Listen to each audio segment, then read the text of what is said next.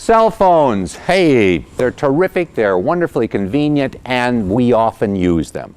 But something you may not have known is that when you use a cell phone, it's not only the call that's being made, but that phone is providing information you may not have been aware of. And that brings us to this week's case.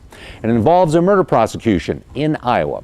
There was a fellow accused of murder, and the prosecution attempted to get in cell phone records that indicated that a phone call was made, which of course all phone records indicate that, but additionally those records from a cell phone that showed where generally the call was made from. And the purpose of that was to show that the call was made from the location generally where the murder took place. Now, the lawyers on behalf of the fellow who was accused said, no, you can't get those in. Now, this may sound a little strange. What they contended is that there was a lack of foundation. They said that the records that were being used to demonstrate where the call was made from were not regular records, that they had been put together just for the trial, and therefore they weren't really trustworthy.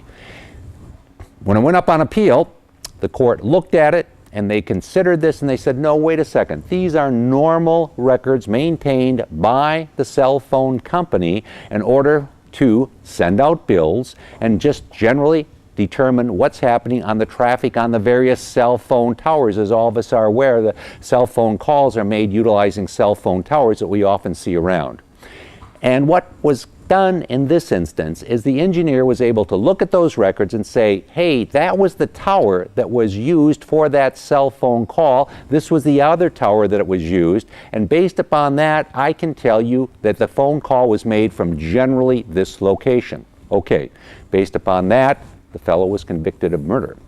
Now, you may say, what does this have to do with me? Well, think about it for a second. You know, many times when we make that cell phone call, we're doing it in a car. Lots of states today have laws against using a handheld cell phone. Well, if somebody says I didn't make that call from that location or generally that area, today there are records available which indicate that that in fact is where the call was made. And think about another situation. Let's say you're involved in an automobile accident, coming down a street. Suddenly, this guy or gal pulls out immediately in front of you, collision takes place, you get hurt. You look over, you see that the person was using a cell phone. They just weren't paying any attention, they pulled out right in front of you. But later, they say, no, it was your fault because you were speeding. And they came out of that intersection at a reasonable pace, never saw you because you were traveling at the speed of light when you ran into them. Well, you say, that's not the case. You, bad guy, were using a cell phone. They say, no, we weren't. No, we weren't. We weren't using a cell phone. Well, guess what? Your lawyer can now subpoena those records from the cell phone company and determine not only when the cell phone call was made, but from what location it was made.